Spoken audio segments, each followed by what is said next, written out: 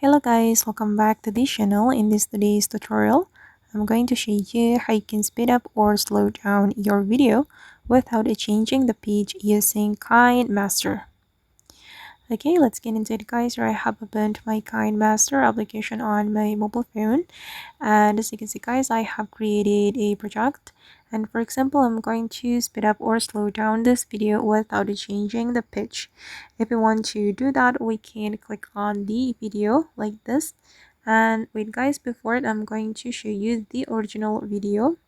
Okay, and then I'm going to tap on that and select speed option, and here you can make it faster or make it slower, and for me I'm just going to make it 2 times faster.